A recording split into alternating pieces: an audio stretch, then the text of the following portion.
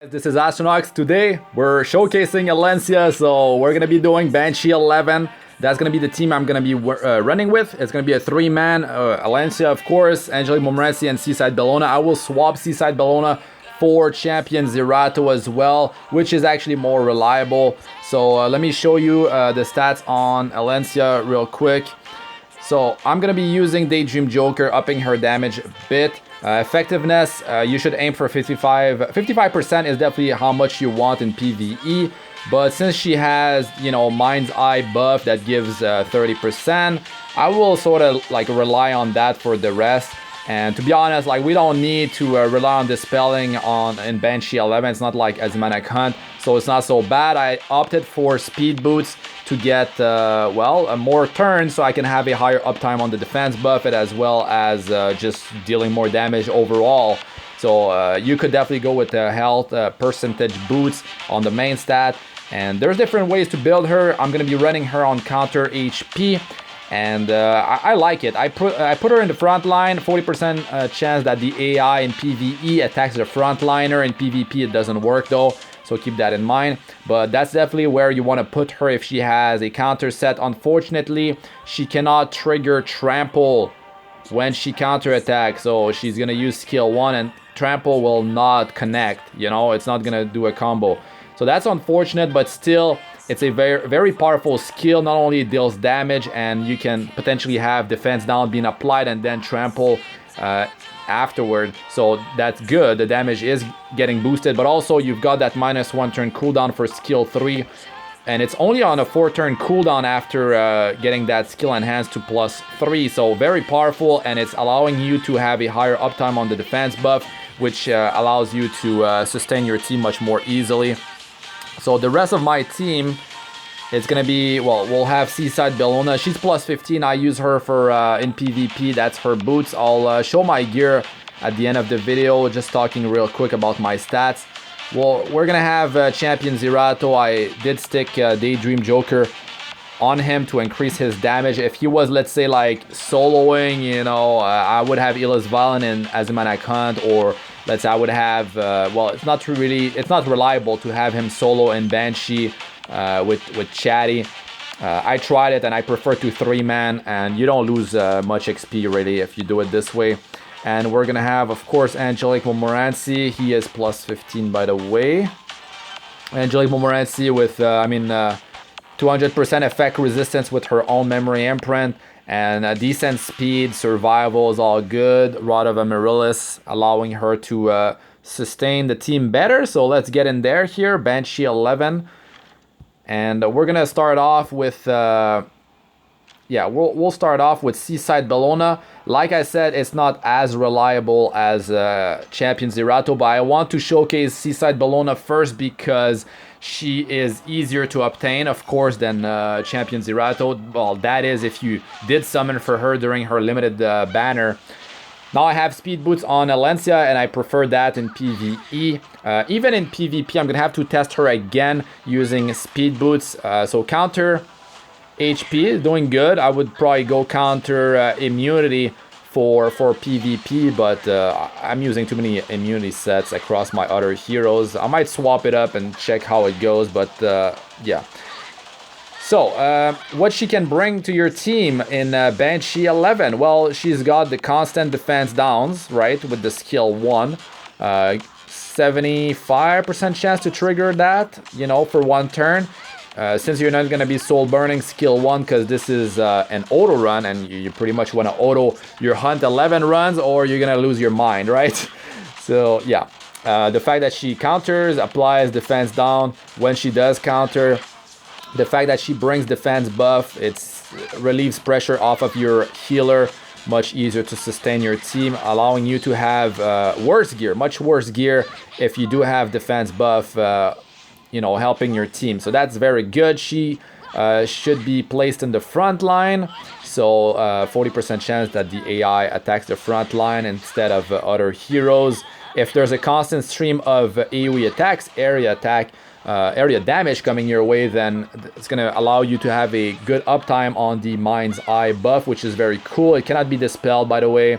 the 30% effectiveness and effect resistance is helpful, more in PvP than in PvE, especially if you already have 55% effectiveness for PvE, which is more reliable, you know, than relying on Mind's Eye. So I would probably tell you guys to focus on getting 55% effectiveness, which shouldn't be too hard, you know. You can definitely balance her stats. You don't need that much health in PvE compared to PvP, but I mean, more health increase her survival and her damage, so it's always good.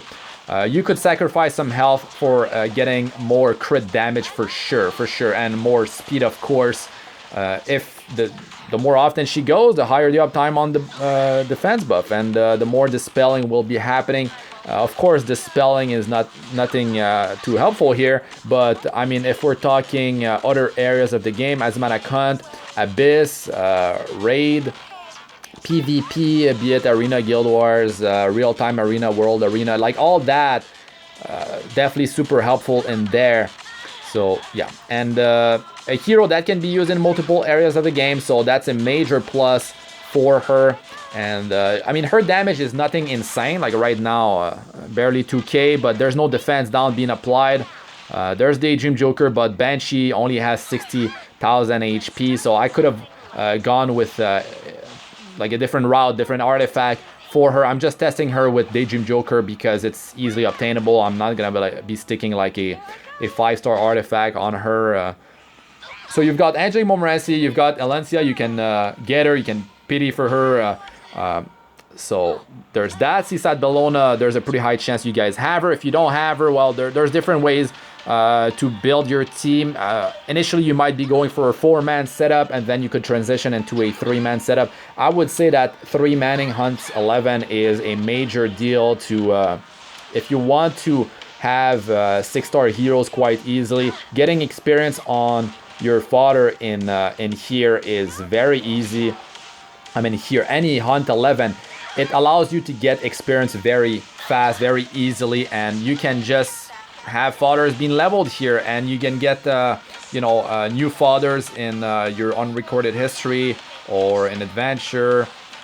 So it makes the whole process to 6-star heroes very, very easy. So if you can get a 3-man setup going, if you can... if your success rate is not that high, it's still worth doing, I would say. So as you can see here, her damage is actually quite good, because Seaside Bellona, we all know how overpowered she is. Alencia did some good damage because she's got her skill 3, which is an AoE attack. Then she's on a counter set, so it allows her to get attacked, and they attack the frontliner more often. So decent amount of damage, definitely good. It's definitely not bad, considering she's a bruiser and she packs quite a few utilities in her kit. Very good. So let's bring champion Zerato in here, and then after that run I will show you all the gear that I'm using. So let's go in there. Right now there's the gold and experience buff. So it's time to go crazy. It's time to just keep on farming. Use your candy if you can't pay attention to the game. I love it. I mean, those buffs, they are huge, so that's when I go hard. So I'm going to be showcasing her in Golem 11. I already showcased her in Angelic Hunt 11. I showcased her in Arena PvP. I will do more of more Arena videos, but after this is going to be Golem 11, and then I want to showcase her in... it's going to be like... It could be a Guild War or more Arena PvP using a different setup. Or yeah, it could be the Abyss, it could be Hell Raid. So I definitely want to showcase her in multiple areas of the game, because she definitely can shine in so many different places, and I love heroes that can be used in multiple areas, and that's huge for free-to-play players. It's definitely super important to focus on these types of heroes, so you don't spread your resources across multiple heroes. And we all know how hard it is to actually get good gear to gear out heroes, and even as a free-to-play player, you will kind of like struggle to just like gear out your whole roster, even though you don't spend money to summon. And I'm a free-to-play player. Yes, I'm super lucky. I've got some insane luck with Moonlight Heroes 4 and 5-star on this Europe account. This is my 3rd account. There's 7 months of a bit over 7 months of progress, And yeah, this is my most hyped for account, the account I'm most excited for. Yeah, I love to play this one, and yeah, I'll be doing some World Arena. It's cool to be like behind and a free-to-play player as well, and see how I can fare against players that have up to like 1 year of progression ahead of me. So we'll see how that goes, but this hero is definitely like very cool. And it is unfortunate that, of course, the counter attacks cannot, and dual attacks cannot trigger the trample after using skill 1. But I feel like she would be sort of like overpowered at that point. Right now, I would say she's very good, but she's not overpowered. But to me, your hero doesn't need to be overpowered. It just needs to bring the right utilities, and especially in a bruiser, it's very easy to keep bruisers alive, you know. So the fact that she can be used in so many different areas, that's huge. That is huge. You invest your Molagoras into her, and yeah, you are set. And you're not wasting resources when you build a hero like that. If you are trying to get runs that are faster, you're trying to do one-shot Banshee team stuff like that, then like of course she's not gonna be the hero for you, because her multipliers are not high enough. And I mean, she doesn't bring an attack buff, but she does have defense down. But yeah, she wouldn't be suited for these types of teams. Still, you put gear on her and you can, your mind is clear, you're gonna be able to use her in so many different places. So I love that. But to be honest, like, I'm kind of surprised by the kind of damage she can output in Banshee 11. She's doing real good, and we'll see how much she can actually deal on this run. Champion Zerato is actually he's a powerhouse. He's a powerhouse. He's using Daydream Joker as well. High crit damage. I'll show my gear and talk about all that after this run. But yeah, you can definitely stick her in so many different team compositions. And like you see here, you don't need attack buff. You don't need attack buff to be doing Banshee, Azmanac Hunt, Golem. I mean, defense down is stronger than attack buff. Attack buff only increases your attack by 50%, and it only increases attack. So if you're using a bruiser or bruisers that their damage scales mostly by their max health, then attack buff will not be helping you that much. It will increase the portion that scales off of their attack, but it's not the biggest part. Still, very, very powerful kit. And the fact that she can deal like some extra burst damage when she combos skill 1 into skill 2 is very cool, especially for PvP in some situations where you're having some troubles to kill like an Angelica or something like that. And you can soul burn to get the defense down, and then if you have Mind's Eye, you know the trample's coming afterwards. So if you have defense down, that's going to deal a lot of damage after, and it allows you to deal quite a bit of burst damage, even though the hero might not have so much offensive stats, like doesn't have so much like crit damage. So that's cool. That's very cool. Okay, Mystic Metal's good. So let's see how she performed here. And like, she's in the front line, so she took more damage. What the? Oh my god, she did amazingly on that run. So good. Wow, Champion Zerato, like, he does very good here, but damn. Seaside Bellona though, like, it's hard to beat her. The constant like stream of cleave attacks with her passive, her skill 2 is just insane. But wow, she did so well here. And I don't even have that much crit damage on her. Like, I could sacrifice some health, and I mean, different ways to build her. You could have on a destruction set, you could have her on a speed set. So yeah, now for the gear, I'll be showing that.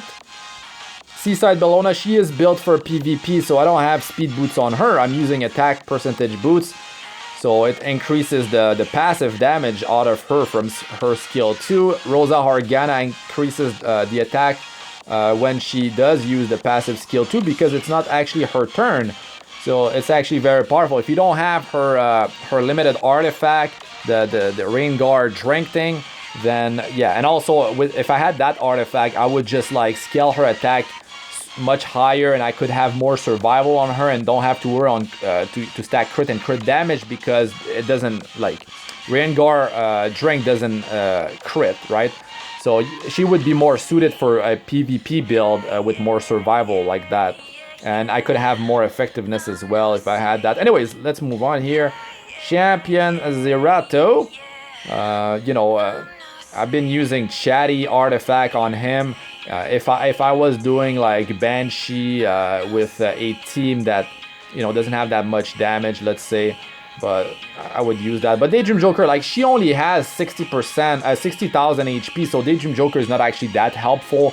I mean, you could definitely just use different artifacts. You could have Syra Ren, you could have that other artifact that boosts your damage. What is it again? No, I don't have it here. Yeah, I'll let you guys know if I remember. So it deals more damage when you have a debuff applied on the target.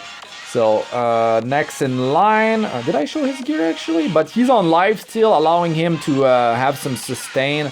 You know, his stats are quite, yeah, pretty tanky. He's got defense buff with skill 3, which is pretty cool. His crit chance not at 100% because I didn't want to sacrifice all this crit damage from this necklace. So I felt like his overall damage would be better, especially since he attacks 2 targets every time. I felt like it would be better and more bursty with a high burst chance with this setup instead of going with 100% crit chance and wasting a bunch of crit chance. So yeah, now we have Angelic Morenci. Decent speed, nothing crazy, but she's for PvP with the high effect resistance. I love this hero, a very, very reliable hero for PvE and PvP, very easy to obtain and specialty change. Her self-memory imprint helps you to get 200% effect resistance, so very cool. Rod of Amaryllis allowing you to heal for even more. Skill ups on her, I would say this is priority number 1, get that 50% chance to grant Mind's Eye, and then a -1 turn on skill 3. But you could go with this first, especially if you're going to focus on Asmana Hunt, and if you really need that dispel and have a higher uptime on the defense buff, then by all means get that -1 turn on skill 3, which is might be just 3 Molagoras to get it, so it's very easy to obtain. But then I would just focus on damage and get the 75% chance here to land defense break. Very that's going to be the next in line that I'm going to be working toward. So the fact that you can soulburn for 100% chance, you know, for defense down for 2 turns, very good for only 10 souls. So yeah, and like Daydream Joker can definitely work for her in PvE, especially like I would say it's better in Golem and then Asmana Hunt and finally in Banshee. She doesn't have that much you know, HP that Banshee Queen.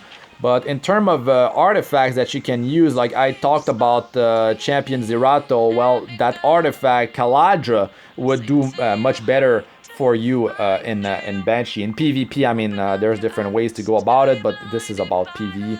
Banshee, Ila's Violent for Asmana Hunt. Now for Alencia, you know, you've got different ways that you can build her. Draco's Plate, you can use that for PvP mostly, but also for PvE.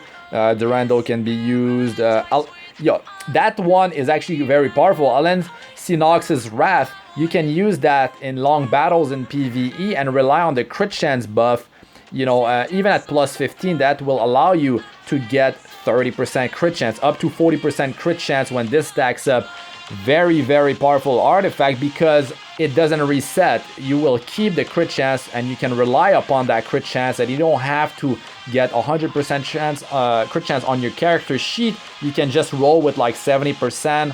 And in Banshee you have 15% crit chance for free if you are at elemental advantage, aka if you are Earth, aka Alencia, she only needs 85% crit chance in Banshee. So you could have this thing at +15, allowing you to get 30% crit chance during the battle, and that means you only need 55% crit chance on her, and you can focus on getting more speed, you can focus on getting more health, you know, other stats, and that's very, very good. And this artifact can also be used in the Abyss, in raids, because the stack will stay with you between waves.